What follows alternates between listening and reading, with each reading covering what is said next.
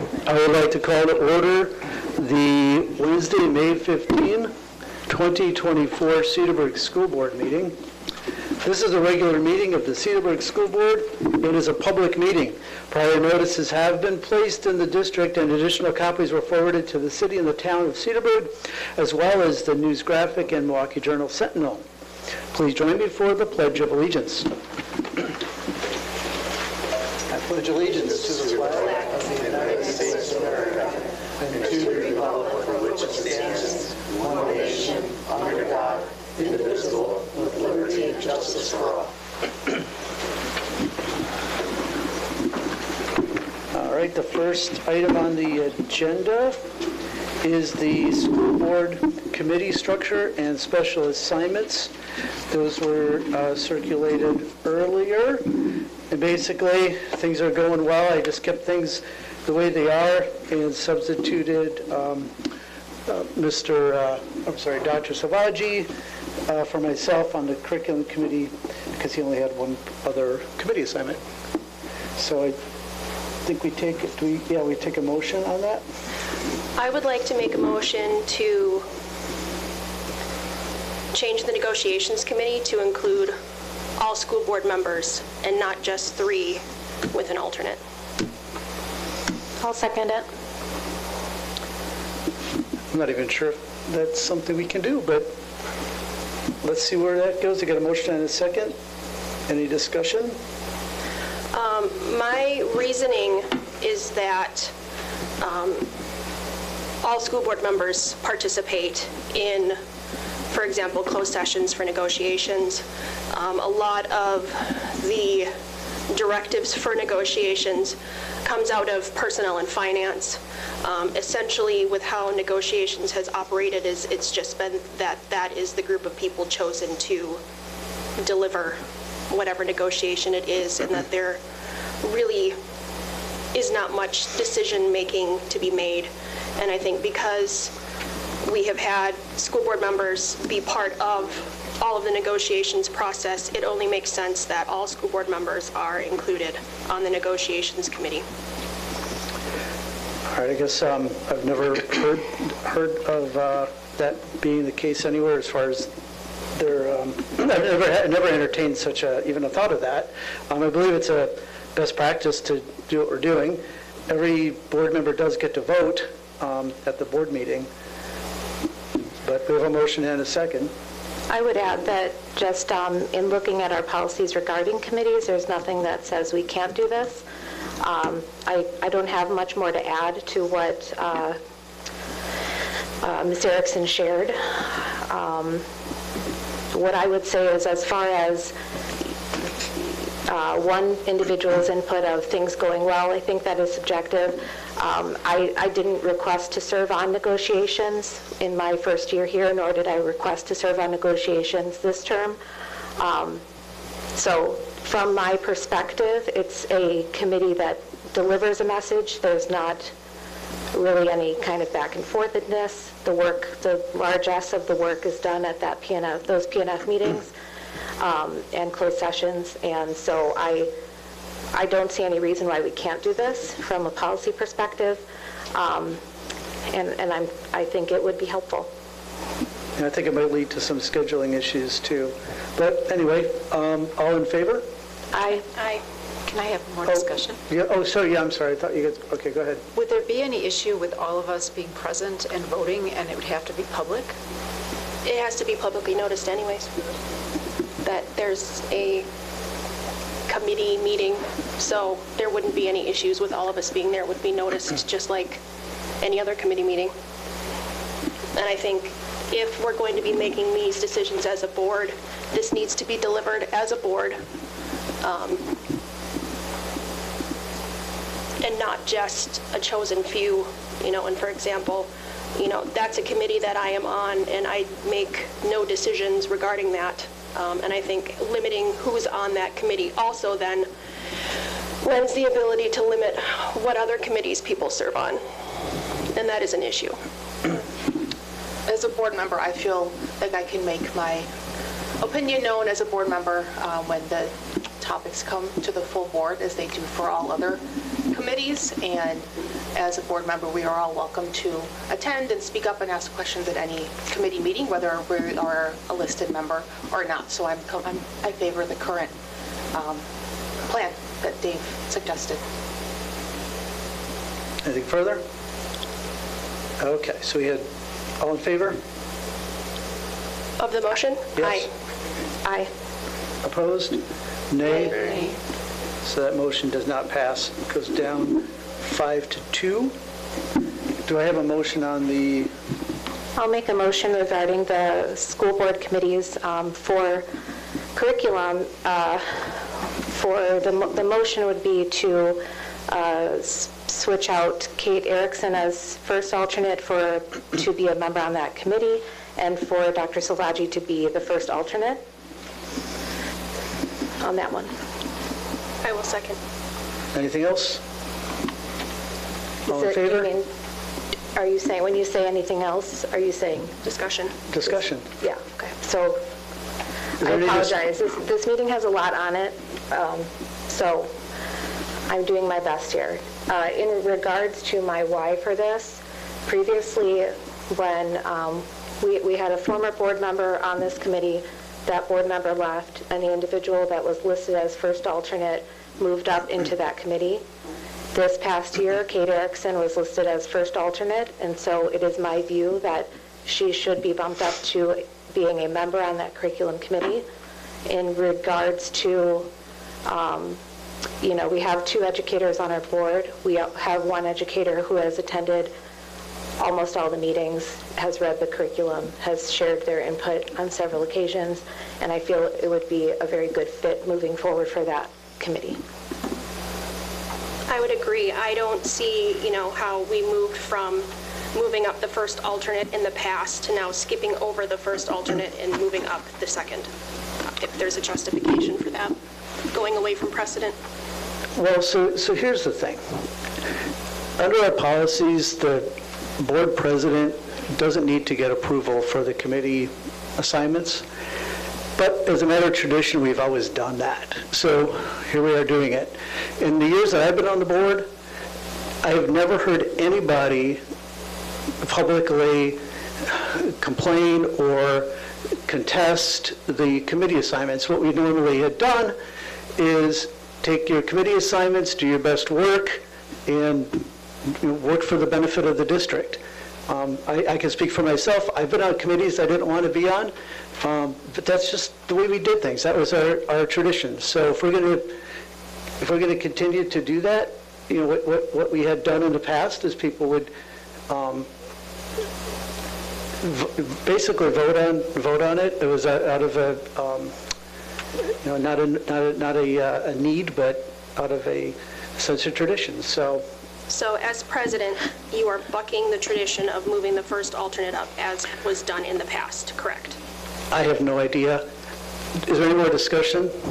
Well, so just taking a step back, I did pull up our attachments for the previous appointments. While I understand where you're coming from, this is an area that is open for discussion. I have been very clear on the certain committees that I feel I can do the best work on for our district. I have also attended several meetings that I'm not a committee member for, so I don't view anything that I've brought up at this table as a complaint. I'm stating a fact for board members to understand that when we submit our preferences, which is what we were asked to do, I submitted preferences 2 years in a row. Those haven't, that I'm on the committees I'm on proposed right now, buildings and grounds and negotiations. I personally feel I am qualified in policy more so than buildings and grounds, and my best work for the district is in that area. However, that's not the viewpoint that is presented in this set of recommendations that is set by one individual, right? So I'd like it very clear that I'm not coming to this table to complain about anything. I'm stating facts. I'm stating what had happened previously, which was that a first alternate moved up into the committee, and Kate Erickson has served as first alternate, but is now not moving up into the committee, which I think is not, it's not a benefit, personally. So I fully recognize coming into this conversation that anything I share may be voted down, but it is my job as an elected representative to share that viewpoint at this table. This is my opportunity to do that. It is not a thank you. complaint. Great, we To add appreciate to that, when talking about, who is best fits for policies, when it comes to curriculum, when it really comes to any committee, we should not have board members that are all in lockstep and all in sync. There should be questions. There should be challenges if necessary. My strength as an educator has been proven through the Act 31 rulings, as well as my currently negotiating a contract with the Sun Prairie School District as the content expert to help them edit all of their Amplify CKLA curriculum. I'm being contracted by other school districts to do curriculum work for them, and I can't even get moved up from first alternate to committee member. And that is something that the community needs to be aware of, that, in my opinion, board members and their areas of expertise are not being properly utilized. Okay, thank you. Is there any more comment? I had a clarifying question. Did you have a question, Kate? I was just going to comment that when we work together well as a board, we can all come and contribute. There's no, reason that we all can't be at the table and be contributing at those committee meetings. And we do. And we do. I agree with that. I just had a clarifying question. I didn't see a position listed on our committee member assignment page. It said first alternate. Is that, For which one? we don't have any listings as like first alternate, second alternate. Like the names are listed, but they're all listed as alternate For which? in the committee assignments. So we have board members mentioning, I'm first alternate, but I don't, aside from this conversation, I don't recall having like people specifically listed as first alternate, second alternate, third There were alternate. multiple times when Mr. Leach was still on the board and I served as second alternate and was told that I could not fill in that first alternate. At that time, Laura Strobel would be filling in because she was the first alternate. I can forward those emails where he explained that there is I don't want to say a hierarchy, but there is first alternate, second alternate. And if we're just going by listing, that's how it's been publicly noticed in the order of individuals from top to bottom.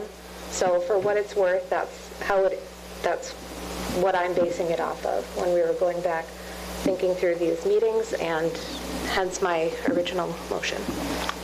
Correct, I think that's right. The first alternate would be the first person listed. The second alternate would be the second person listed. The third alternate would be the third person listed. And the fourth alternate would be the fourth person listed. Okay. So do we have, now I'm trying to remember if we had a motion. Yes, there was. We have a motion and a second on the change Oh, to the that's curriculum correct. committee. That's right. All right. Any more discussion? All in favor? Aye. Opposed? No. Nay. Any abstentions? That motion fails 5-2. I do have one last motion for the policy committee. I would like to be moved from second alternate to at least first alternate on that one. So that would be a switch of Ms. Netzel as first alternate to me as first alternate. I would second that. Okay, a motion and a second. Is there any discussion? I think Connie has proven time and time again with the things that she's not only caught when we're making our calendars for committees, but things in terms of her ability to wordsmith and to spot problematic things. I do think also the fact that she is the WASB delegate and is very closely following. I believe you're on the policy committee for that as well, are you not? Correct. I think it would make more sense to have Connie as the first alternate for the policy committee. Any other discussion? Yeah, I alluded to the fact that I did not request to serve on negotiations either time. I am happy to serve on buildings and grounds. I'm certainly learning there, and I'm very open with every individual on that committee that this is an area of growth for me. But prior to being elected, I spotted policy errors and shared it with the board, and those were changed because they needed to be changed. I worked on our Nutrition and Wellness Committee, which deals with policy. I serve on the Policy and Negotiations Committee for WASB, which is our, the state area. So yes, this is an area I care a great deal about, and I would at least like the opportunity to serve as first alternate.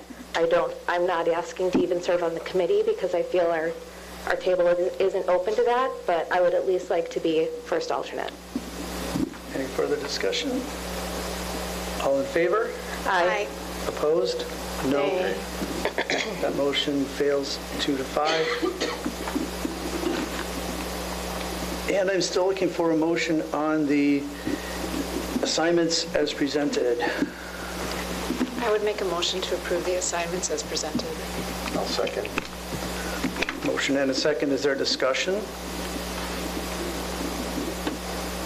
All in favor? Aye. Opposed? Nay. Nay. Any abstentions? The motion passes 5-2.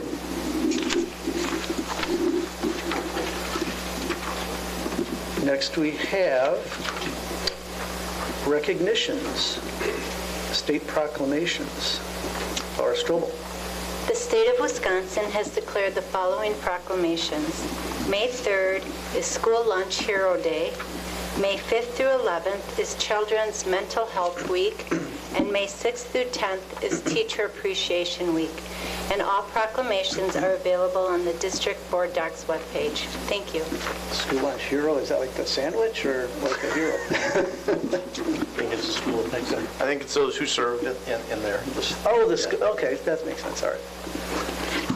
All right, next we have the consent agenda. Dr. Clark. All right.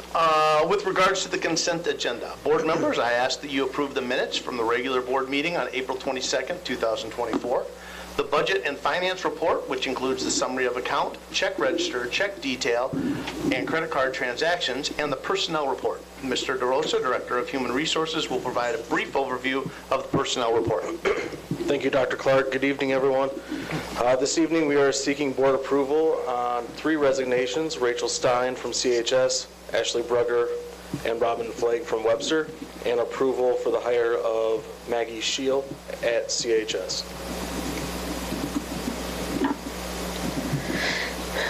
Can I make a motion to approve B, C, and D? B, C, and D.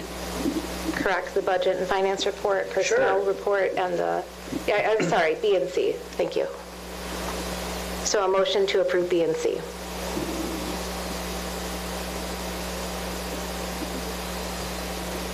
All right, do I have a motion to approve the consent agenda as a whole? I will second that. Did you say as a whole, or did you say, As a whole, because I didn't hear a second on your motion, but now I have a second. and I'm not asking for a whole, I'm asking for B and C? That's right. Okay. That's the motion that was just seconded. Okay, thank you. So we have a motion to approve B and C, is that right?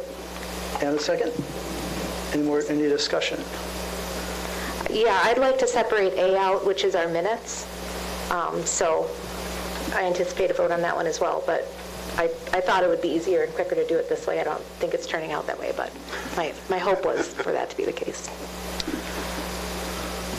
Okay, so we have a motion to accept B and C, and I think what we could do is we could then entertain another motion to approve A,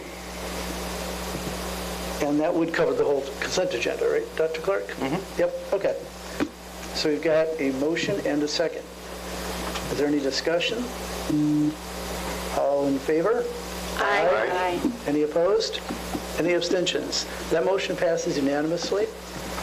I would now entertain a motion to approve Section A of the consent agenda. I will make that motion to approve Section A. I'll second. Motion and a second. Is there any discussion on that motion? Yeah, so I do have hesitancy. I'll be voting no on these minutes. As they're presented for the public, if this is approved, we have our portion for public comment that includes names and addresses for individuals that spoke at the last meeting. I don't believe these are complete addresses, and I have questions about one of the names, whether it's a full name. So I'm not comfortable with that. I think public comment, our policy as a whole, should be addressed at the committee level. But for the time being, I'll be voting no on these minutes for that reason. And then earlier this week, we did check with legal counsel. The question that has arisen is, were the names and the addresses the correct ones? Legal counsel has said our minutes should reflect what was stated. Right. Were the names. And so again, that doesn't mean that the name and or addresses were correct. It's just what was stated in the meeting. Correct. And I appreciate that, and I appreciate the due diligence of Brenda, because that was my question. That was time spent on something I inquired about.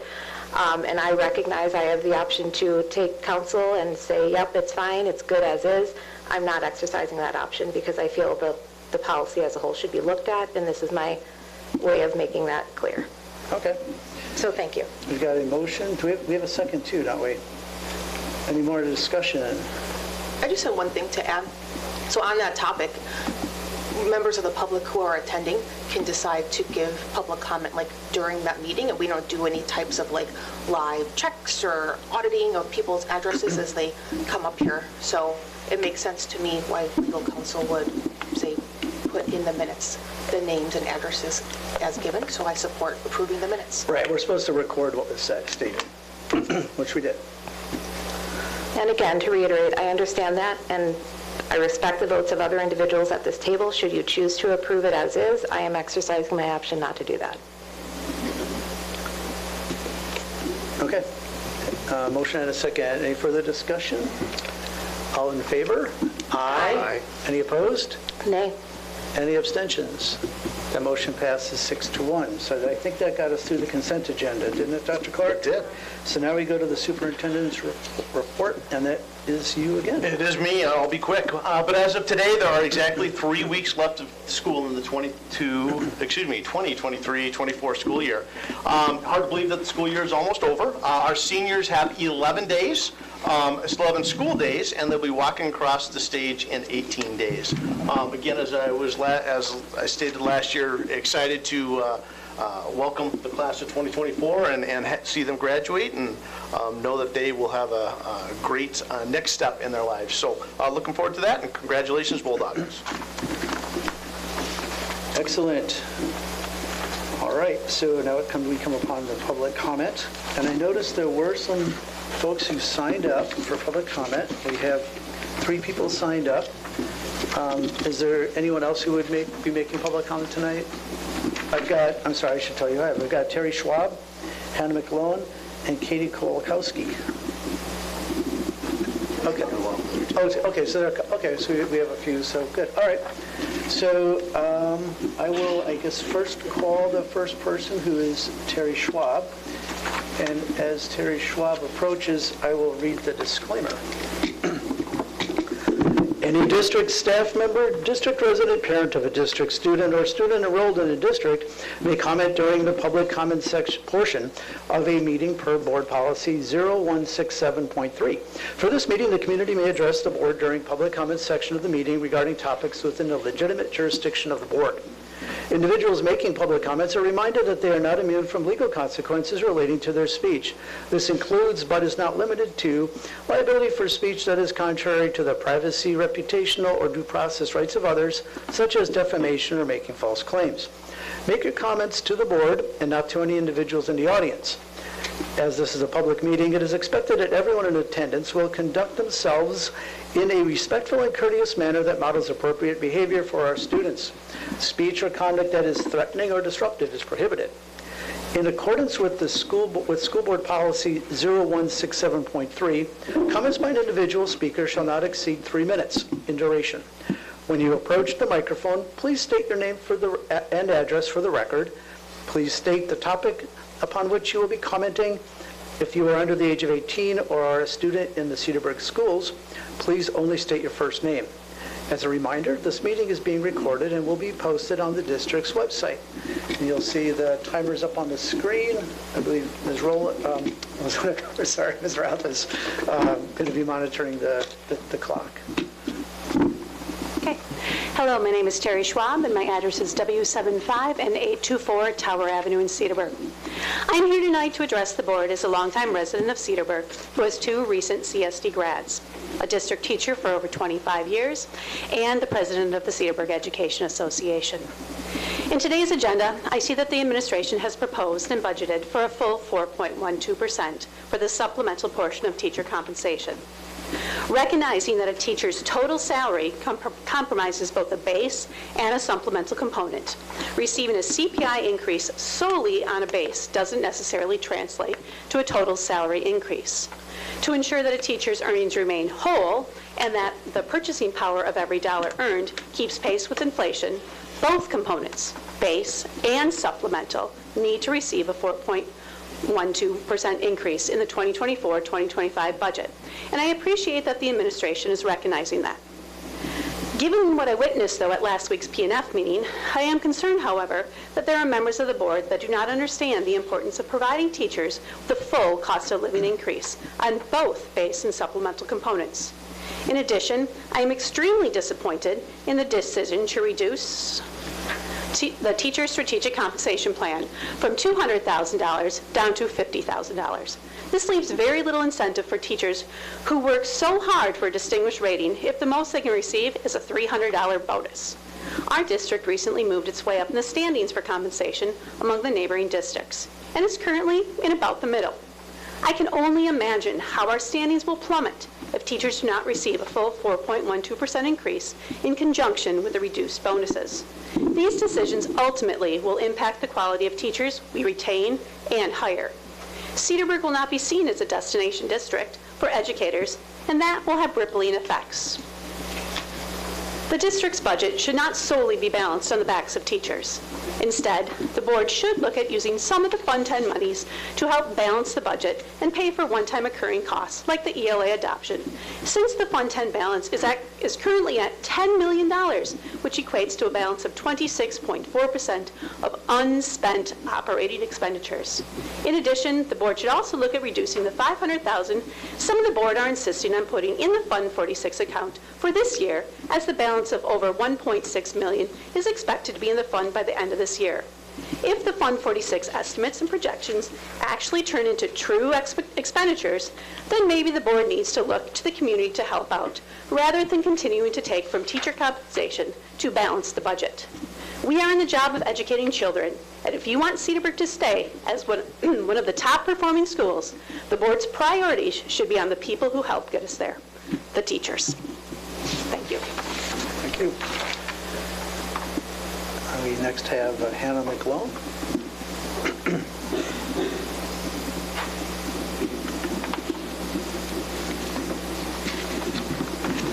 Hannah McLone, 211 West Maple Street, Grafton, Wisconsin. I am here as a Cedarburg educator speaking on teacher compensation tonight. I am here tonight to encourage you to rethink the decisions that are being brought forth from last week's P&F meeting regarding teacher compensation, specifically the reduction of the strategic teacher compensation plan from $200,000 to $50,000. Although I do appreciate the board members who were present voting to bring a 4.12% increase to the board on all supplemental salaries, it only gives your dedicated teachers enough to meet the demands of inflation, which many of us are still trying to gain some semblance of buying power back from the board's inability to match CPI last year. It does not allow Cedarburg to remain a competitive or desirable district to work in, especially if the retention bonus is also cut. I understand that the money has to come from somewhere, but for once, please stop taking it from your teachers. Teachers are the ones who show up day after day for these children and give their time and efforts to make this the #2 district in the state. Not curriculum or technology or assessments, but teachers. Please start valuing your educators enough to take it from somewhere else. In addition, I understand the board's hesitancy to lower any funding going into Fund 46 to offset future costs for taxpayers. However, what is the end goal here? The projects that are being budgeted for are estimates, not solid expenditures, and some of the projects, like the high school air handler and the air conditioning units at Webster, should have been addressed during the most recent referendum. Why are teachers being asked to take cuts for the district's shortcomings in regards to planning? This is taxpayer money, and we understand the importance of being prudent in preparing for unforeseen and long-term situations regarding our physical infrastructure. However, there are known and immediate academic, social, and emotional needs among our students that must be addressed first. Ask any building administrator, ask any teacher, ask any student. The adamancy that more money be put into Fund 46 over paying your teachers insinuates that you value buildings over people and aesthetics over academic achievement. I think I can speak on behalf of all Cedarburg educators when I say that I truly hope the board does not hold that sentiment and that your actions prove otherwise. We understand that times are hard everywhere for everyone, but you have the ability to make it so that your educators can see longevity within this district and feel valued enough to want to be here. Please don't let that gift go to waste. Thank you. Next is Katie Kolakowski.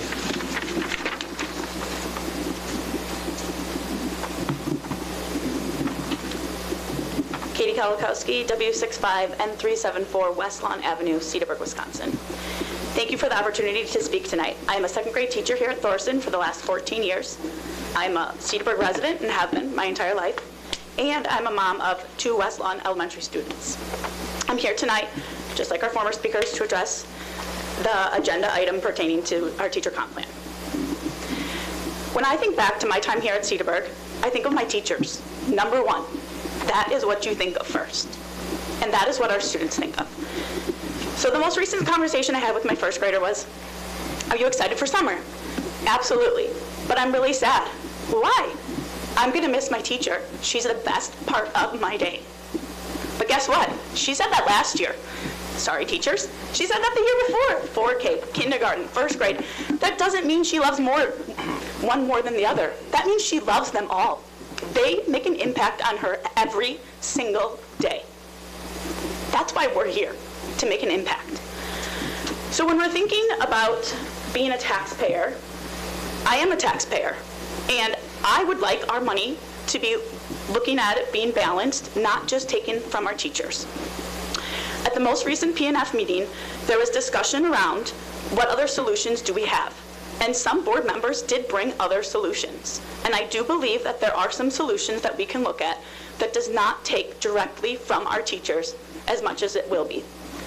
Looking at reducing our teacher comp plan from $200,000 to $50,000 was a hard message to sit there and listen to during Teacher Appreciation Week.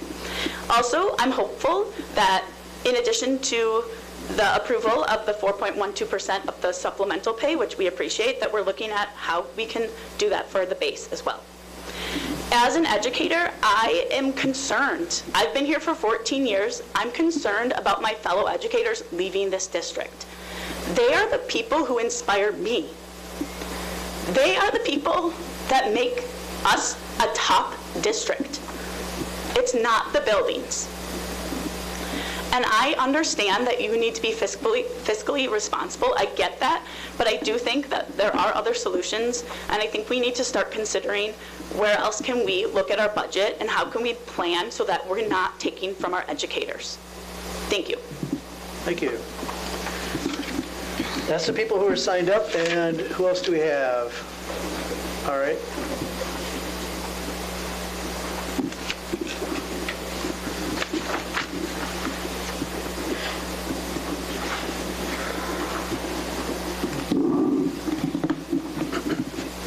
Thank you for your time. My name is Chris Hoppy. I'm at 302 Stonefield Drive, Cedarburg. Moved to Cedarburg 4 years ago, and I'm proud to have moved my family, my children here, and joined the public schools that we're a part of and we're discussing today. We have a strong history and a background in academic performance. However, when I'm looking at the budget cuts that we're facing here, I'm concerned about the future of our district and the students who pass through the systems.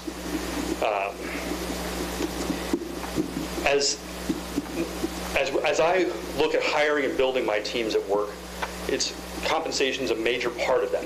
We are unable to maintain and retain our talent and hire talent without having a compensation package that at least matches the industry.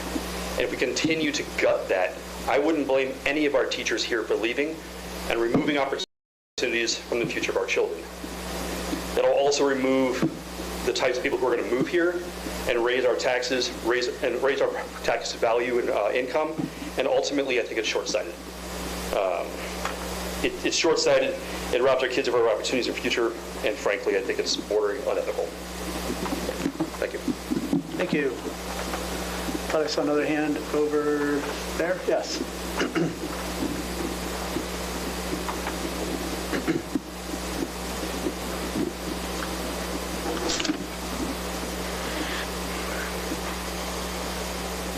My name is Taryn. I'm a Webster student, and I'm also talking about the teacher compensation cuts. This is my first year as a student at Webster. I went to Parkview, 4th and 5th grade, and that was before all of the massive reconstruction to the building, and I loved it. Even during COVID, it was such a fun time. I loved all the teachers. I didn't care about the buildings themselves because I was virtual. I was at home. This year, the thing that I think of when I think of school is not the building that I'm in, it's the teachers that are in it. And since the idea of cutting their compensation even more has been brought up, you can feel the decrease in enthusiasm and care that the teachers have for their school. I'm a student who objectively does well in school, but I can see my fellow students struggling as their teachers start to struggle as well. So there's money that's going places.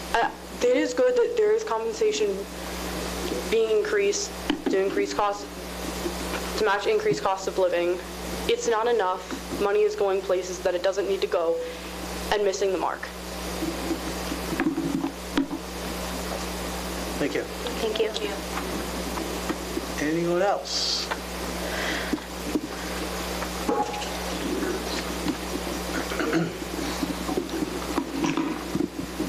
My name is Charlotte Butzler. Address is 1729 Cypress Drive, Grafton, Wisconsin. I am here to talk about teacher compensation. I've been an educator for 13 years and a teacher in your district for 5 of those. And I'm deeply committed to the success and well-being of our students. I am proud to serve in a district that has earned its reputation as number 2 in the state, a testament to the tireless efforts of our dedicated educators. However, I am deeply troubled by the proposed budget cuts that threaten to undermine the very foundation of our district's success. It is disheartening to see that the proposed budget prioritizes non-existing projects over the well-being of our teachers.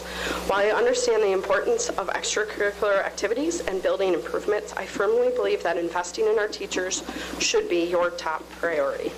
After all, it is our teachers who work tirelessly day in and day out to nurture and educate our students, laying the groundwork for their future successes.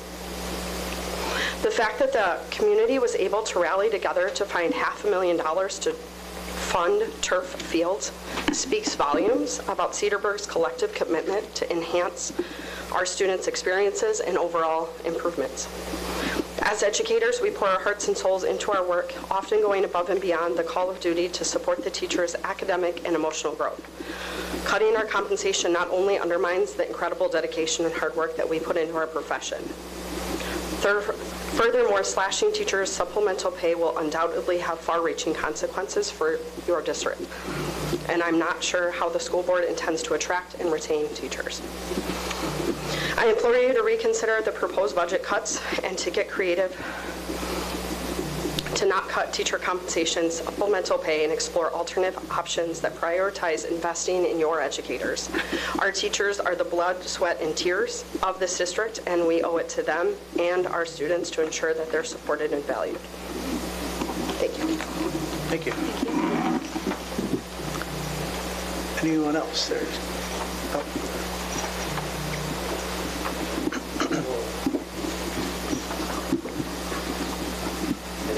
Chris Casey. I'm a district employee here at the high school. My address is actually in Milwaukee. It's 924 East Juneau Avenue, number 609 in Milwaukee.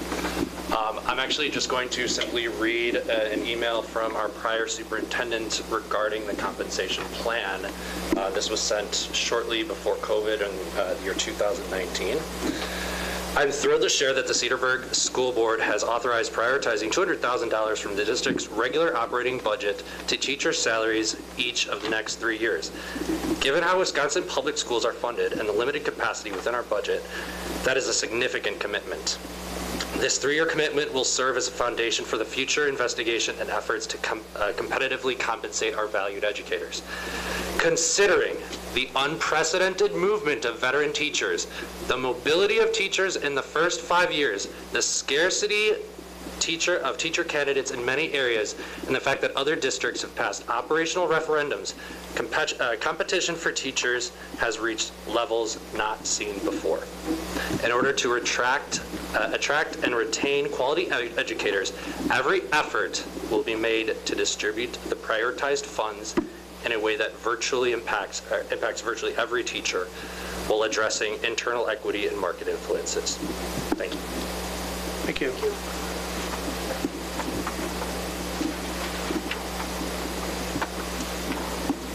Maggie Fulmer, N49, W7007 Western Road. I had no intentions of speaking this evening. However, sitting with fellow employees, I am a district employee at West Lawn. I also coach here at the high school. My husband and I were transferred here 8 years ago. We have 3 children, one who's graduated, one who is graduating this year, and one who is at Webster. We transferred here from Atlanta. We chose Cedarburg because of the school district. We chose to be in this district because of the teachers. I can say, coming from a different district, I have a different set of lenses than I think most people in this room, except for the gentleman who spoke who said he was also moved here 4 years ago. This is a phenomenal school district. We had the opportunity to go back to Atlanta. My husband turned down that transfer, going back to family, going back to friends because of this school district. We were not upgrading educationally. The teachers that are in this district have a huge impact on the children who graduate from here. I've only been in this district for 8 years. However, my love for this district is exponential, and it's not because I love what we have for the aesthetics. I love the field that we have for turf. I love the field house. I love all of that. But these individuals here who teach our children on a daily basis, who mold them and shape them outside of their family unit, need to be compensated. I am a support staff member. I'm here to support them. I love them. They need to be supported. They need to feel the support from those in the community too, because they are the first line that our children come in contact with outside of our family unit. And they have the ability to create these children in a safe environment, to nurture them and to teach them and help them grow individually, but they also have the ability to, as a whole, bring other families into this community, which is a good thing, right? We came here, we had the opportunity to leave. We looked at Mequon, we looked at Heartland, Arrowhead, we looked at all those places, but Cedarburg is where we landed because of the teachers in this community. And we walked every single school, every elementary school, the middle school, the high school, and fell in love with it. So as a taxpayer, take me out as a district employee. As a taxpayer, they need to be compensated. They need to know that they are worthy of what they're doing on a daily basis. Thank you. Anyone else? Seeing none, we will conclude. There we go, almost. Hello. My name is Joseph Schmidt. My address is N50 W5618 Portland Road. I am the music teacher, not only at West Lawn, but at Parkview and Thorson. I am not only a Dolphin, I am a Bullpup and a Jaguar. I work with all of these wonderful teachers. They are amazing. They come in and day out, and they try their hardest every single day. We are teachers. We know that we make everything out of nothing. We are used to making things happen with nothing. With that being said, because of the fact that that is what we thrive on, we deserve and we need that compensation to make us feel that we are valued by this district. You have the power to make that happen. Please, help us, help you. I travel. Let's see, what is it? Every third day in, day out, having to work with different technology, different people, different buildings, different children. And I speak for all of the new teachers that are here because I'm not even done with my first full year yet, but I love this district. I do not want to leave. I do not want to go. It's such a wonderful district. It should be a beacon of what school districts should be. We are, and we need that more. The board has the power to make that happen. We can do this. Let's do it together, okay?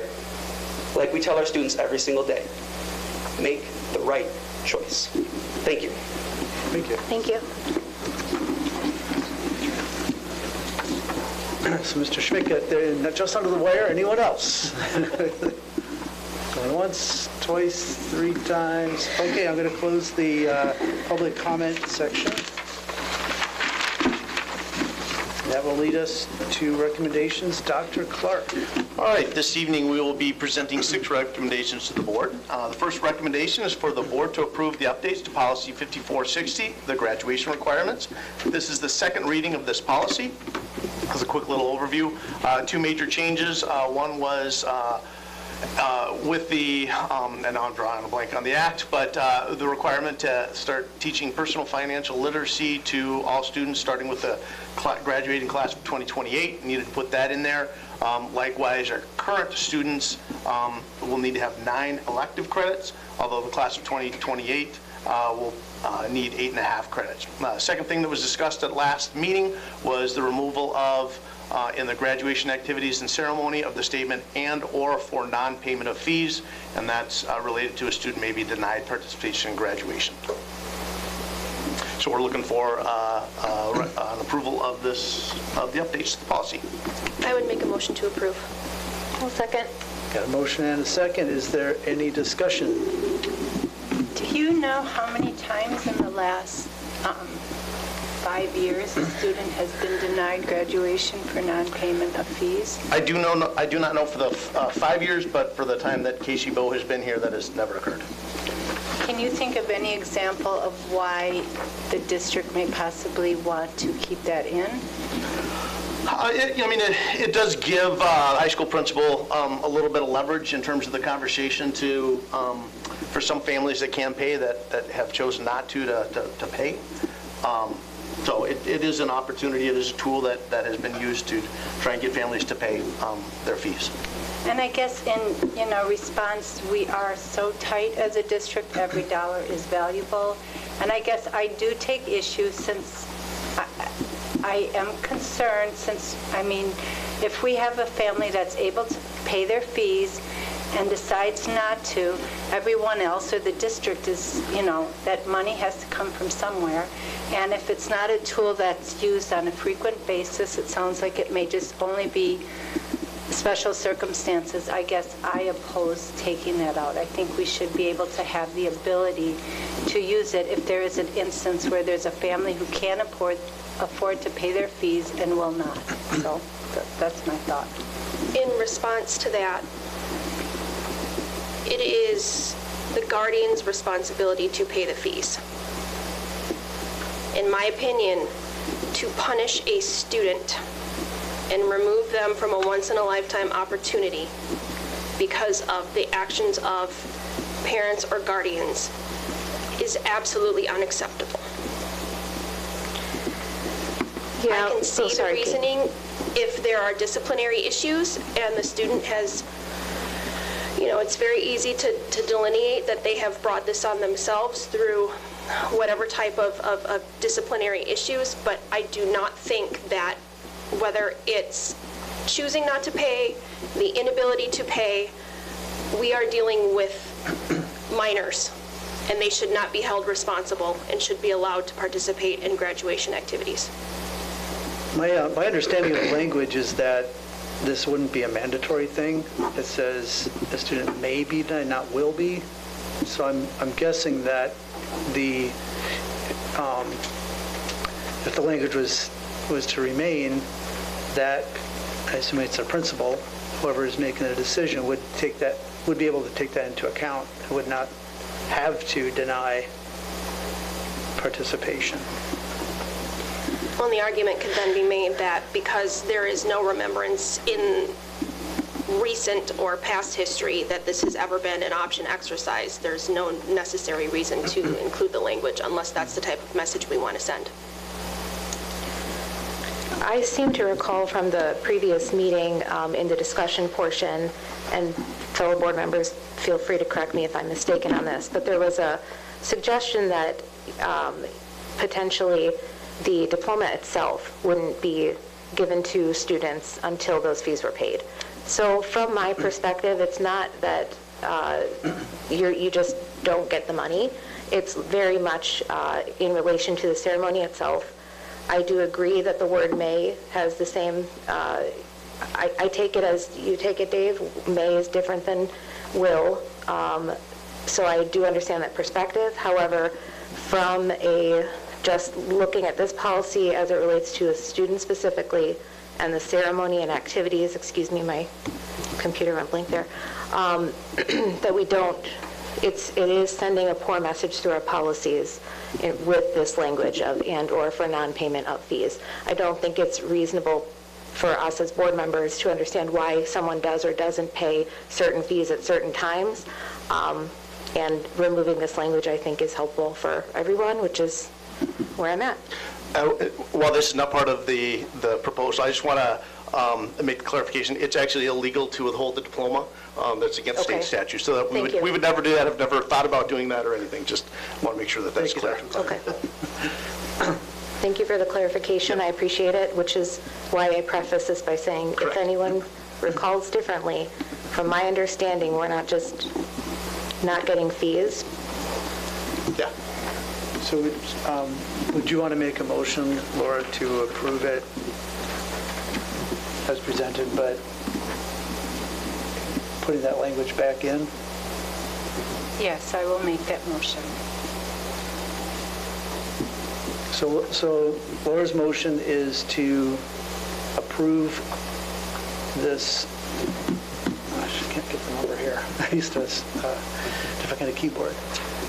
I'll make a motion to 54. approve Yeah, go ahead. the changes to the credits required for graduation, but to leave language related to fees and graduation, not to alter it. Keep that in. Okay. I will second that motion. So for discussion, I just want to clarify that with that motion and second, you are okay with punishing a student for the failure of a parent. So, Kate, I actually agree with you that we shouldn't be withholding graduation and that experience for a student. I actually completely agree with you. I think where I'm coming from is I don't want to hinder the district from having any sort of leverage and have that be something that happens more and more frequently because there is awareness of that clause. That's my only thought. I thank you for explaining. I think the simple fact that this has never been an issue in any recent memory respectfully negates that. But the motion's been made. I guess, because that clause is in there, maybe that is one of the reasons why it never has been an issue. Darren, what amount of fees are we looking at? Could this be pretty negligible when, in terms of trying to make this about budgeting properly? Are we looking at, it could be $30, $100? Yeah, I'm not in a position to be able to say. I actually haven't dug into the fees and what would go through it. So, yeah. That's something that I certainly could look at and bring back later. Is it possible, someone said something to me that a student could do significant damage at the end of the year to the school, and that would be included in this if the parents are going to not pay or not, or that was just brought to my attention, sure. But I don't know if that's Well, I think in that case, the disciplinary reasons, we always have the ability to withhold graduation based on discipline. So I think if that was they may owe a lot of fees because of the damage, but we'd be able to withhold them from participating based on the discipline. All right, any more discussion? So I got a motion and a second. All in favor? Aye. Aye. Any opposed? No. Any abstentions? Okay, that motion passes 4-3. And I think actually what the motion is to move it on to a second reading. Oh, Because okay. we have to, it has to go through twice with the language being there. So we'll make that change, we'll bring it back next month, and we'll have that opportunity to look at it again. Sounds good. All right, then the next recommendation is for the board to approve the 2024-25 Solient Speech and Language Contract as presented. We currently use this service to fill our need for part-time speech and language services. The bill rate per hour is $88.79, which is an increase from last year's bill rate of $82 per hour. I'll motion. I will second. Motion and a second. Is there discussion? All in favor? Aye. Any opposed? Any abstentions? That motion passes unanimously. All right. Next, we are looking for the board to approve a 4.12% increase for the supplemental portion of a teacher's salary. This recommendation is being forwarded from the P&F committee meeting earlier this month. A teacher's total salary is composed of a base wage and a supplemental wage. The base wage increase is determined via negotiation with the CEA. The total supplemental wages for the 23-24 school year were approximately $1,804,283. A 4.12% increase will be approximately $74,336.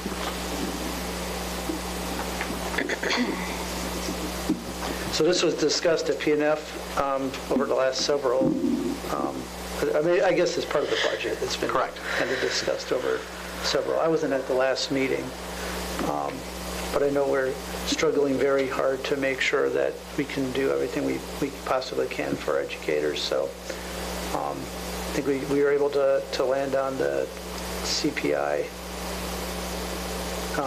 increase, correct? Yeah. Did you have anything to add at all as far as discussions? There was a lot of discussion about, what the budget shortfall is, opportunities for that to come from, and, there's a lot of options out there. There's basically one pool of money, how do we go about dividing that?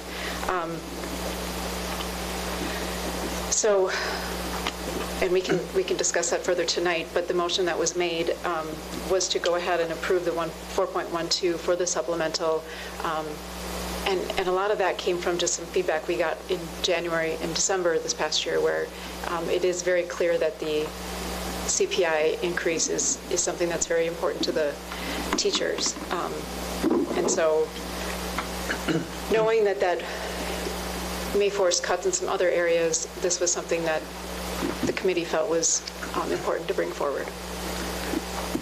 Yeah, I think one of the other things that we talked about was, what happens in the private sector, where in this economy, people are ending up with 2% and 3% raises. So 4%. I heard some comments about this being a decrease or gutting the compensation, but I don't see how that is. I think 4.12% right now is above what most of our constituents are going to be earning. I think it's a good number. I think we have slightly different recollections on the comments made, but as it is, I was at the PNF meeting. I appreciated the conversations had. I was there for the majority of it. I don't serve as a member on that committee. I'm an alternate, but do my best to attend all meetings. I'll make a motion to approve as presented. I will second. Got a motion and a second. Is there any further discussion or any discussion on the motion? All right. All in favor? Aye. Any opposed? That motion passes unanimously. All right, the next recommendation is seeking board approval for a 4.12% increase in compensation for support staff and administrators. A 4.12% increase for support staff will be approximately $216,199. A 4.12% increase for administrators will be approximately $90,657.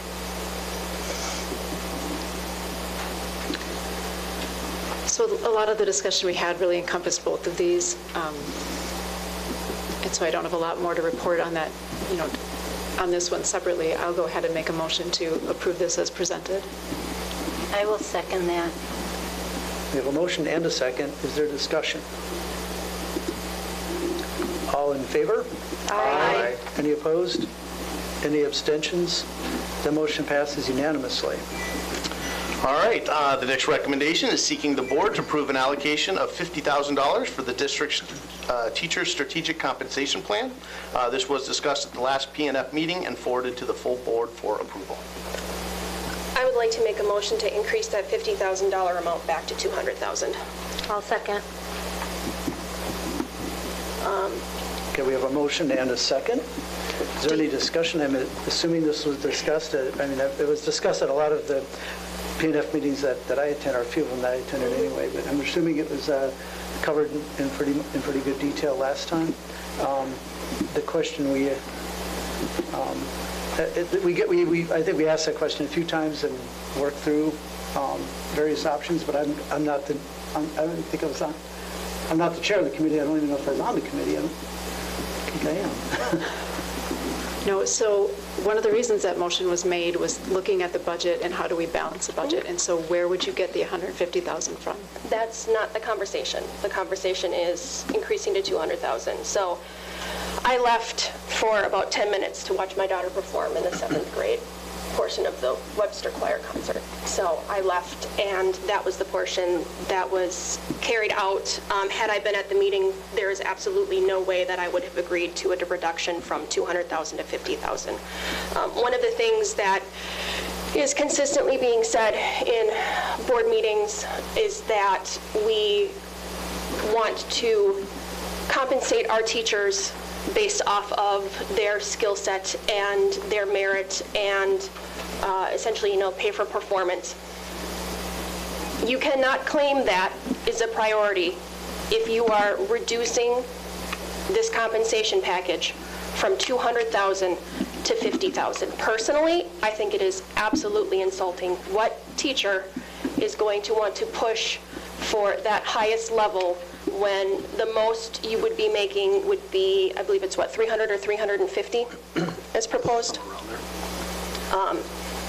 It's evidenced very clearly by the number of teachers that we have here, as well as a lot of feedback that I have received via email, via phone calls, and in-person conversations, that this is not something that our faculty are okay with.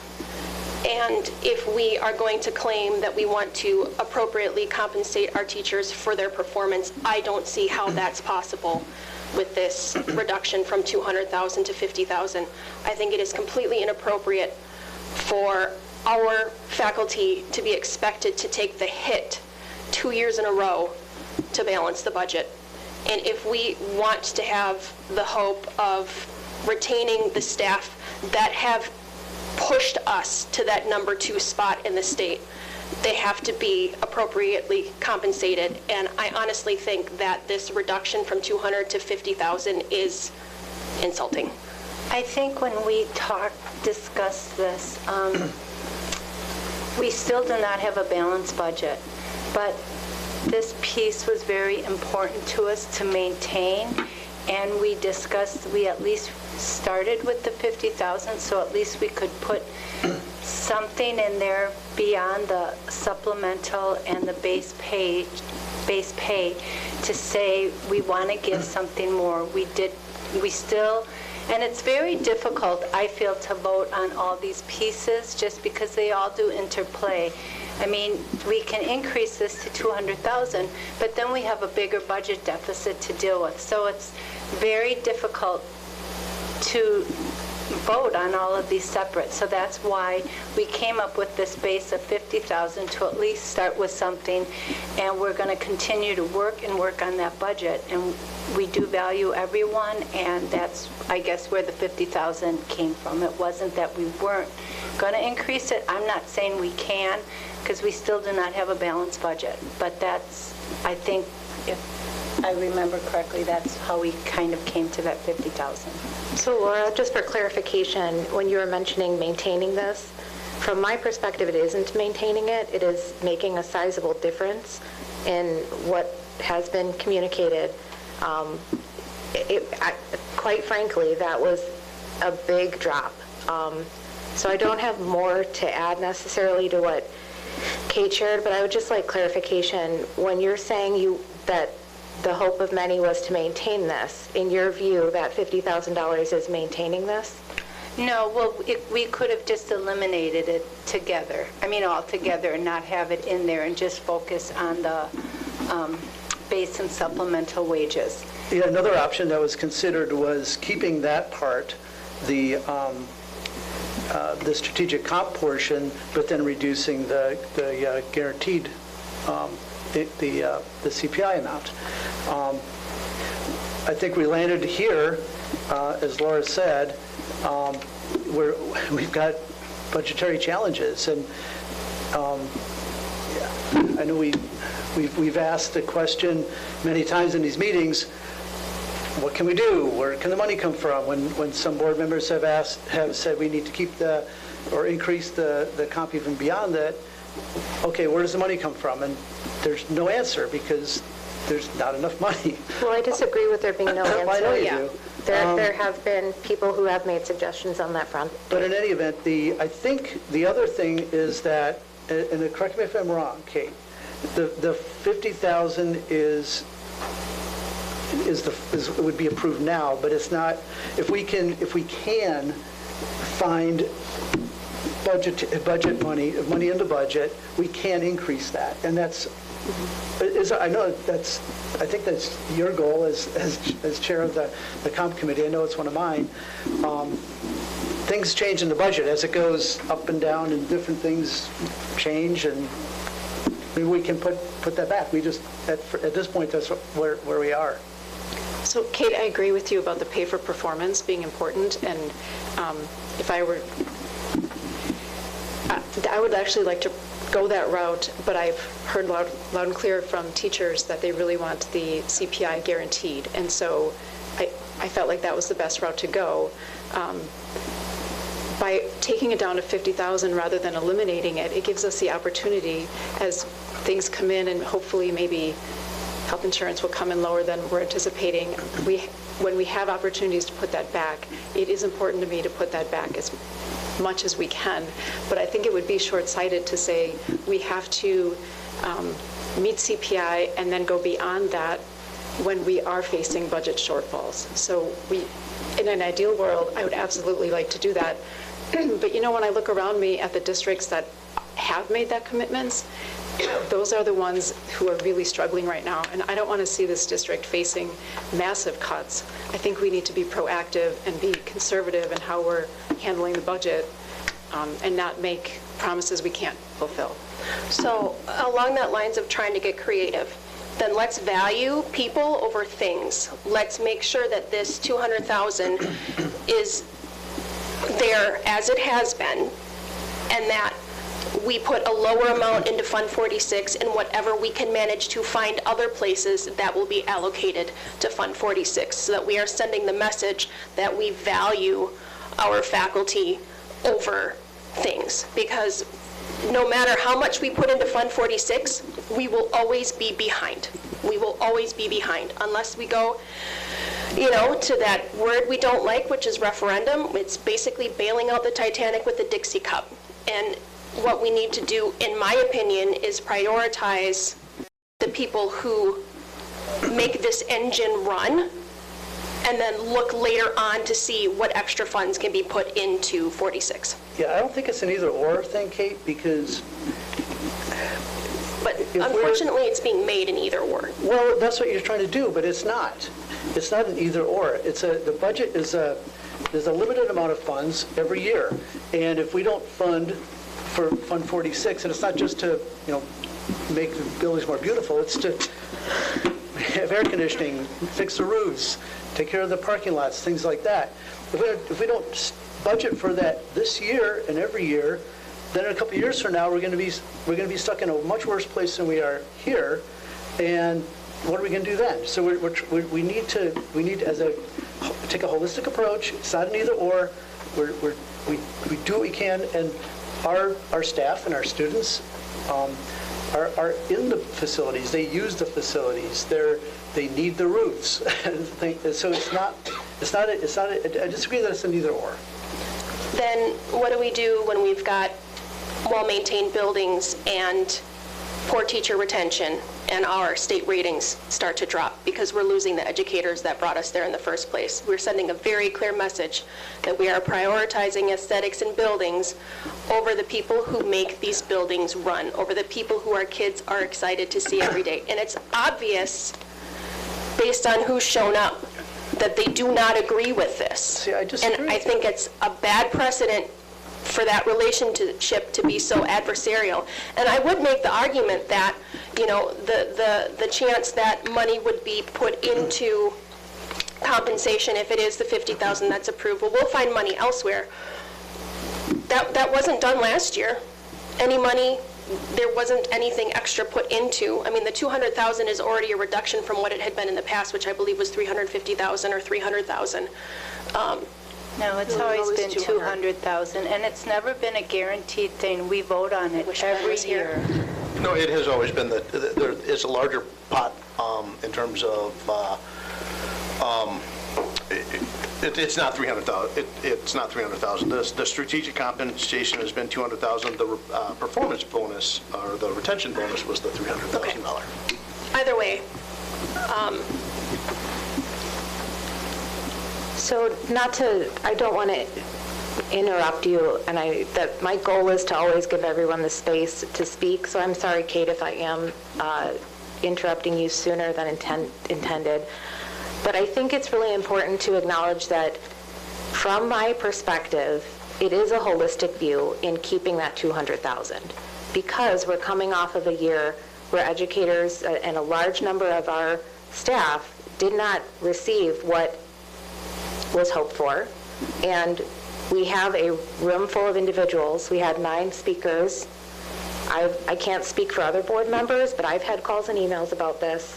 I personally view keeping that $200,000 amount as critical to the holistic nature of our district. I don't think anyone in this room believes that buildings and grounds is all about beauty. That is insulting to the level of intelligence in this room. So I can't recall even at this point if I made the motion or seconded. But I think I don't feel confident that we will find $150,000 that it's magically going to go back. When we were at PNF as an alternate, and I appreciate the opportunity to speak during that meeting, I asked, would there be a willingness to bump this up? Because there are some funds that were spoken about at these different public meetings that aren't sure, that we do already give a conservative estimate for many areas. And offhand, from what I recall of our superintendent speaking on items, there was about 30,000, 25, 30,000 that was not necessarily, like we were being conservative for, basically. So right now, the recommendation is the 50,000, which I disagree with. I apologize. I'm trying to just take a moment. I want to just take a moment here. I would like to bump this up to at least assure that $100,000 is going into this teacher compensation, because I don't feel that if we do 50, it's pitiful. It really is. So I'm going to leave it there. I don't know procedurally if that means now we would vote on that, Dave, and if that failed, it would go back to the original. My understanding is there's a current motion to increase it to 200,000, and that motion is seconded. Correct. So we're discussing that. Yep. And if you... I don't have more to add. If others do for that original one, great, but I would be fine with moving on for a vote for that. I just had some... Go ahead, Laura. I just wanted to say nothing of that money going into Fund 46 is for aesthetics in any way, shape, or form. It's for the sheer basics of roofs, air conditioning, things that we value for our students and our teachers to be able to be in a safe building environment. Yeah. I just wanted to add that. I agree. I was going to echo that as well, that I keep hearing the word aesthetics as if the choice is between fully funding this to the $200 or like updating the color of like wallpaper or the colors of the wall or carpeting. That's absolutely not the choice, and I don't think anyone here is thinking that, but I keep hearing this word aesthetics. And I know that the desire of many board members, myself included, is to make sure that Fund 46 is that we invest that full $500,000 into Fund 46, and even that is a shortfall and not fully funding the needs there. But for example, the air conditioners at Webster, the roof at West Lawn, which was leaking, like these are the types of projects that are paid for with that.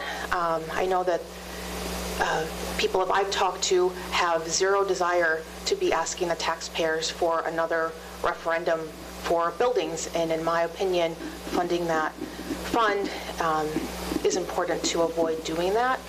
I wholeheartedly wish that we could be funding this teacher compensation strategic plan to the $200,000. I think that this is highly important. I love the aspect of it that rewards those teachers who are the best teachers, and that they get a little bit more of that. And I strongly want to find a way this budget year to bump it up to $200,000.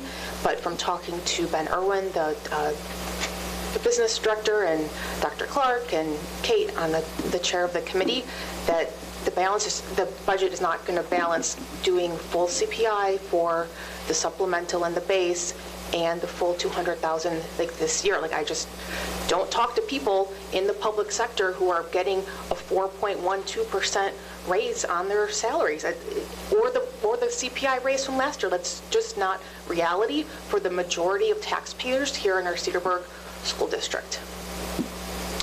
All right, any more discussion? I appreciate having the opportunity to speak about this. I believe I was a bit out of order, so I apologize for that. I recognize there's a motion and a second. And yeah, thank you. Any more discussion on, so the motion is to increase it to $200,000, correct? Yes, okay. All in favor? Aye. Opposed? Nay. Any abstentions? That motion fails 5-2. So I'll make a motion to increase this from $50,000 to $100,000. I will second. Motion and a second. Is there further discussion? I don't have more to add than what I've previously stated at this meeting or at the PNF meeting. All right. All in favor? Aye. Opposed? Nay. Any abstentions? The motion fails 5-2.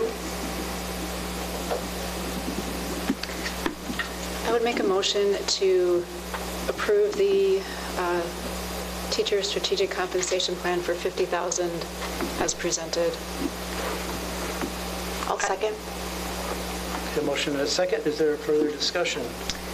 Yeah, I just want to state that I hope that there's some recognition that we're trying to meet CPI. We're trying to be responsible with, how we balance the budget, and all of this is part of a budget in running a school district. We have to be able to forecast and plan accordingly, and it is a priority for myself to be able to put money back into it. I think it's a really good program, and I hope that there's some recognition that we didn't want to get rid of it completely. We wanted to take it down to where we can find a way to balance the budget and still be able to add back to it whenever the funds become available.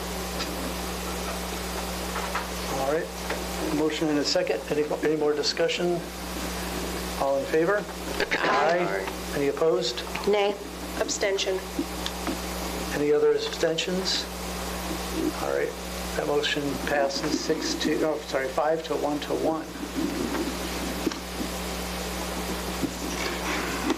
All right, the final recommendation is actually not a recommendation. As I was preparing for the meeting this morning, I noticed that the title of this recommendation was 2023-24 facility use fee, and it should have been the 24-25 facility use fee. So as such, we will be bringing a recommendation for the 24-25 facility use fees during the June meeting.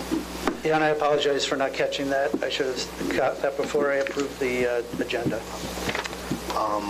So this concludes the recommendation portion of the meeting. All right, committee reports. Personnel and Finance Committee, Kate Netzel. So we've covered almost all of what we covered at the meeting. We covered the budget, the supplemental teacher comp, the comp for support staff and administrators, the strategic compensation plan. In addition, we also discussed the transportation contract. That is going back to the drawing board and coming back to PNF in June. Also school fees and facility use fees, which will come back to us again at the next meeting. Future meeting date will be June 12th. Thank you. All right, so I will now take a motion to adjourn into executive session to deliberate or negotiate the purchasing of public properties, the investing of public funds, or conducting other specified public business whenever competitive or bargaining reasons pursuant to 19.851E of the Wisconsin statutes. That doesn't make sense. So what we're going to consider is strategy / planning regarding upcoming negotiations with Cedarburg Education Association, CEA, and an executive session to consider employment, promotion, compensation, or performance evaluation data of any public employee over which the government body has jurisdiction or exercises responsibility pursuant to 19.851C of the Wisconsin statutes. A, to consider market and performance compensation adjustments for specific administrators, certified staff, and support staff. B, consider specific administrator contracts. It is anticipated that the board may reconvene into open session and may take action on one or more of the executive session items, including approval of the minutes of April 22, 2024. Do I have that motion? I will make that motion to go into closed session. I will second that. Now, a second. Is there any discussion? All in favor? It needs a roll call vote. Oh, it does. That's right. I need to do a roll call vote. Charlene? Aye. Netzel? Aye. Strobel? Aye. Creer? Aye. Erickson? No. Savaji? Aye. I'm sorry, Kincaid? Nay. So that motion passes 5-2. Thank you. We're adjourned.